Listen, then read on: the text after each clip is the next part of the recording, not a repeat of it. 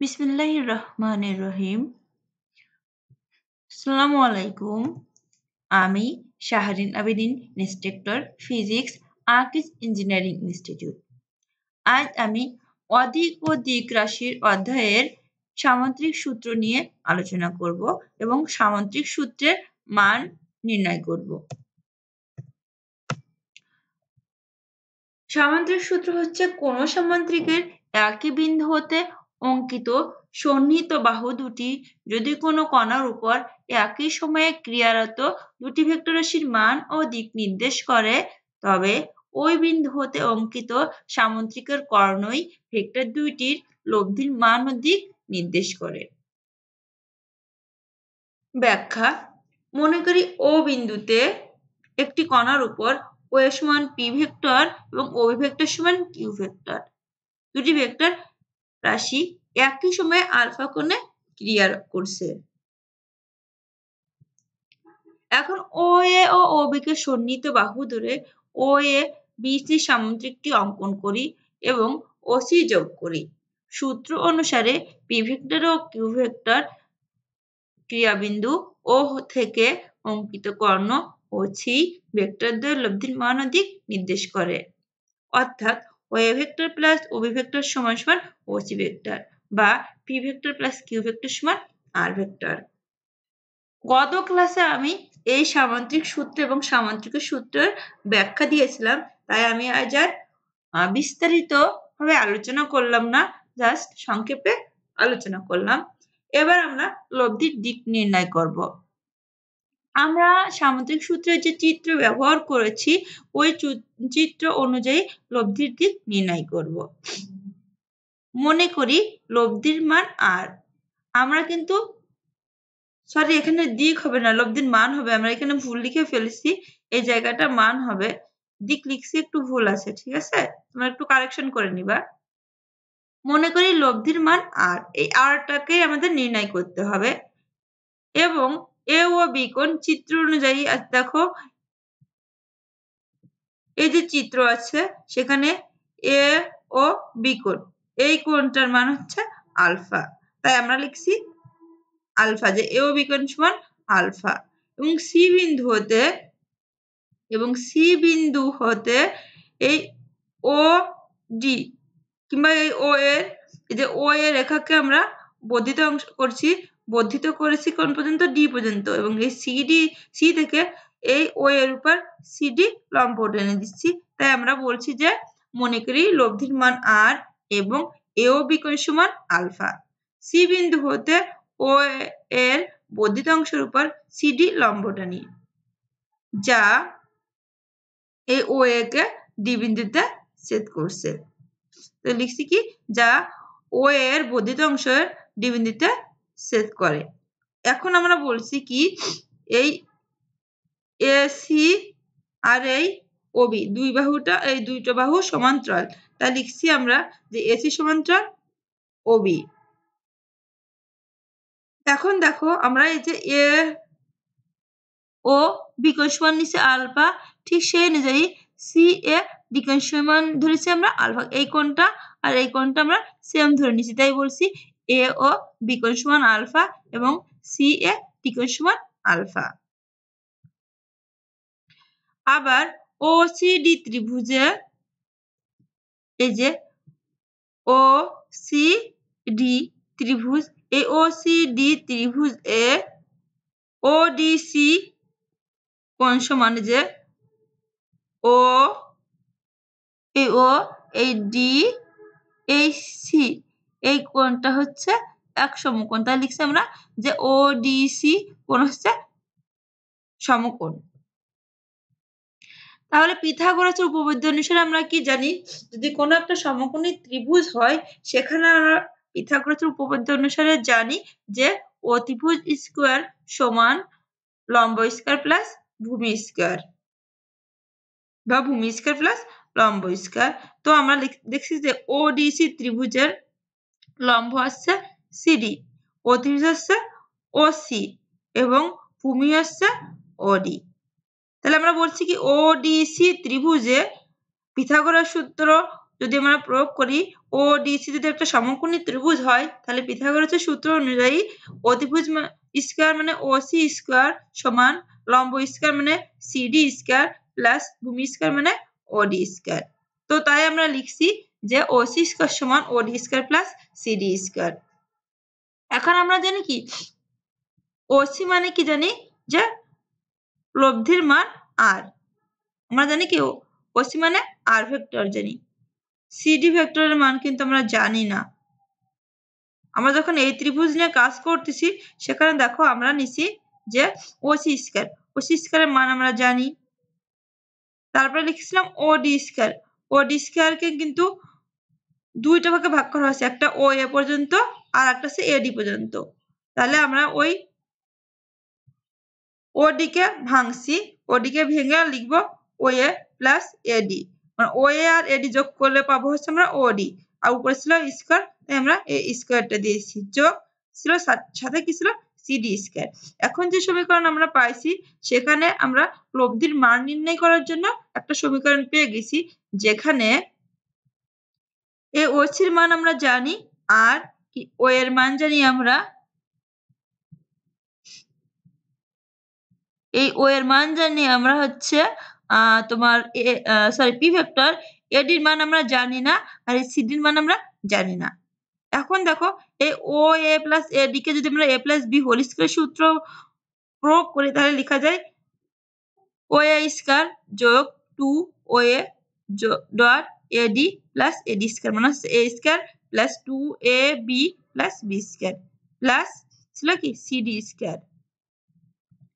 এখন আমরা তাহলে পাচ্ছি কি OC স্কয়ার সমান পাচ্ছি OA square plus 2OA dot AD plus AD square plus CD square. এটা হচ্ছে কি আমাদের লব্ধির মান নির্ণয় করার জন্য সমীকরণ। এই যে সমীকরণ আমরা পাচ্ছি এখান থেকে আমরা লব্ধির মান নির্ণয় করতে পারবো, যেখানে OC স্কয়ার মানে R ভেক্টর, OA মানে P ভেক্টর, OA মানে P ভেক্টর, কিন্তু এই AD আর এই CD এর মান আমরা জানি না। এই সমীকরণ থেকে যদি লব্ধির মান নির্ণয় করতে হয় তাহলে আমাদের AD আর CD এর মান বের করতে হবে। এখন দেখি আমরা AD আর CD এর মান কিভাবে বের করতে পারি। এখানে বলছে যে চিত্র থেকে ADC ত্রিভুজ একটা ধরে নিচ্ছে। আমরা ব্যাকে একটু ফিরে যাই চিত্রে। দেখো এই যে এখানে যে চিত্রটা আমরা ধরে নিচ্ছি সেই চিত্রে আমরা যে ADC কে একটা সমকোণী ত্রিভুজ ধরে নিচ্ছি। দেখো তার দ্বিকোণ হচ্ছে কি এক সমকোণ। এখন আমরা যদি এই ADC ত্রিভুজ এ তোমার ত্রিকোণমিতিক সূত্র অ্যাপ্লাই করি তাহলে যদি আমরা CD এর মান বের করতে চাই তাহলে এখানে CD মানে লম্ব, লম্ব যদি আমরা বের করতে চাই তাহলে লম্ব বের করার সূত্র হচ্ছে sin সমান লম্ব ভাগ অতিভুজ। তো আমরা CD এর মান যদি বের করি তাহলে sin আলফা। ও আরেকটা জিনিস, এখানে দেখো আমরা যে ত্রিভুজ নিয়ে কাজ করতেছি ADC ত্রিভুজ নিয়ে কাজ করছি, এই ত্রিভুজে কিন্তু আমরা আলফা কোণ নিয়ে কাজ করতেছি, কারণ আমরা যে সি এর দ্বিকোণ ধরেছি আলফা। ADC ত্রিভুজে ডি কোণ হচ্ছে তোমার সমকোণ আর এ কোণ হচ্ছে আলফা। তো আমরা তাহলে চিত্র থেকে লিখতে পারি কি ADC ত্রিভুজে sin আলফা সমান CD ভাগ AC, মানে আমরা সূত্র অনুযায়ী জানি কি sin থিটা সমান সমান কি লম্ব ভাগ অতিভুজ। তো সেই অনুযায়ী আমরা থিটার পরিবর্তে আমরা এখানে কোণ পাইছি কি আলফা কোণ পাইছি। তো sin আলফা সমান CD মানে কি লম্ব, AC মানে কি অতিভুজ। দেখো চিত্রে আমরা বলেছি কি লম্ব, লম্ব মানে কি CD, এই যে CD আর অতিভুজ হচ্ছে কি এই ADC ত্রিভুজের লম্ব হচ্ছে CD আর অতিভুজ হচ্ছে AC। তাহলে আমরা sin আলফা সমান কি লিখতে পারি CD ভাগ AC। এখন আমাদের মান বের করতে হবে কার CD এর মান। তো যার মান বের করতে হবে তাকে আমরা বাম পাশে রেখে দিছি, রেখে দেওয়ার পরে সমান আমরা পাচ্ছি কি আর যদি গুণ করে দিই তাহলে CD সমান সমান কি AC sin আলফা, AC কি sin আলফা। এখন আমরা এই যে এখানে বলেছিলাম কি AC আর OB কি সমান্তরাল, AC এবং OB সমান্তরাল, মানে হচ্ছে কি এই AC বাহু আর OB বাহু যদি সমান্তরাল হয় OB বাহুকে ধরে নিচ্ছি কি আমরা Q ভেক্টর, সে অনুযায়ী আমরা AC বাহুকেও ধরে নেব কিউ ভেক্টর, তাহলে আমরা ওই যে সমীকরণ পাইলাম, এই যে সিডি সমান সমান এসি সমীকরণ পাইলাম, এসি সাইন আলফা পাইলাম, সেখানে এসির মানটা আমরা বসাই দিই, তাহলে সিডি সমান সমান কি কিউ সাইন আলফা। তাহলে আমরা পেয়ে গেলাম কি এসিডির মানটা আমরা বের করে ফেলছি। আমাদের দরকার ছিল কি এই সমীকরণটায় লব্ধির মান নির্ণয় করতে গেলে আমাদের দরকার ছিল সিডির মান আর এডির মান। অলরেডি আমরা সিডির মান বের করে ফেলছি। সিডির মান পাইছি কি যে কিউ সাইন আলফা। এবার আমরা তোমার হচ্ছে এডির মান বের করি। এডি মানে এখানে দেখো, এডি মানে এই এসিডি ত্রিভুজে এডি মানে হচ্ছে তোমার ভূমি। এডি মানে হচ্ছে কি ভূমি। তাহলে আমরা এডিসি ত্রিভুজের ত্রিকোণমিতিক সূত্র যদি প্রয়োগ করি, তাহলে যদি ভূমির মান বের করতে হয়, তাহলে ভূমির মান নির্ণয় করার সূত্র হচ্ছে cos আলফা সমান ভূমি ভাগ অধিভুজ। এখান থেকে আমরা ভূমির মান বের করতে পারি। দেখো এই চিত্রে যদি আমরা ভূমির মান বের করতে চাই, লাগবে আমাদের কি cos, এই যে cos আলফা সমান লাগবে কি ভূমি ভাগ অতিভুজ। ভূমি মানে হচ্ছে কি এখানে এডি আর অতিভুজ মানে কি এসি, তাই তো? তাহলে cos আলফা সমান আমরা কি লিখতে পারি এডি ভাগ এসি। তো দেখো এখানে আমরা সমীকরণ পাইছি কি আবার cos আলফা সমান এডি মানে ভূমি ভাগ এসি মানে অতিভুজ। এখন আমরা এই আগের সমীকরণের মতন আড়াআড়ি গুণ করে দিই। এডি সমান সমান পাচ্ছি এসি cos আলফা। তো আমরা আগেই বলেছিলাম যে এসি এবং ওবি সমান্তরাল, যদি ওবির মান কিউ ভেক্টর হয়, তাহলে এসির মানও কি কিউ ভেক্টর। সো আমরা লিখছি কি এডি সমান কিউ cos আলফা। দেখো আমাদের এই লব্ধির মান নির্ণয় করার জন্য দরকার ছিল আর কি এডি। তো এডির মানও আমরা কিন্তু বের করে ফেলছি। তাহলে এডি এবং এই সিডির মান যদি আমরা এখন এই সমীকরণে বসাই, তাহলে দেখো তো আমরা লব্ধির মান নির্ণয় করতে পারবো না? অবশ্যই পারবো। তাহলে চলো আমরা বসাই। দেখো আমরা জানি কি ওসি মানে কি জানি আর ভেক্টর, তো লিখছি কি আর স্কয়ার সমান, আমরা ও এ মানে জানি পি, তো লিখছি পি স্কয়ার প্লাস 2 ও এ মানে কি পি ভেক্টর, আর এসি এডির মান ছিল কি কিউ cos আলফা, তো লিখছি আমরা কি q cos alpha plus AD square মানে কি q cos alpha square plus CD মানে কি কিউ sin আলফা স্কয়ার। এখন আমরা p square plus 2 p q cos alpha রেখে দিলাম। রেখে দিয়ে এটাকে আমরা লিখতে পারি কি q square cos square alpha plus q square sin square alpha. দেখো এইটুকু জায়গায় আমরা কিউটা কমন পাচ্ছি, তাহলে আমরা কিউটাকে কমন নেব। P square plus 2 p q cos alpha যোগ কিউ স্কয়ার যদি কমন নিই, এখানে কিউ স্কয়ার চলে গেলে থাকে cos স্কয়ার আলফা যোগ এখান থেকে কিউ স্কয়ার চলে গেলে থাকে sin স্কয়ার আলফা। তাহলে এই দুইটা আমরা যোগ করে বললাম কি cos square plus sin square alpha. এখন আমরা ত্রিকোণমিতিক সূত্র অনুযায়ী জানি cos theta sin square theta plus cos square theta সমান 1। সেই অনুযায়ী কি আমরা এটার মান 1 লিখতে পারি না? অবশ্যই পারি। আমরা এটার মান কি লিখতে পারি 1 লিখতে পারি। তো লিখি যে p square plus 2 p q cos alpha plus q square, আর ডট 1 ছিল এখানে 1টা মনে হয় ডিলিট হয়ে গেছে 1। তো এই সমীকরণটা লিখতে পারি কি পি আর স্কয়ার সমান p square plus 2 p q cos alpha plus q square.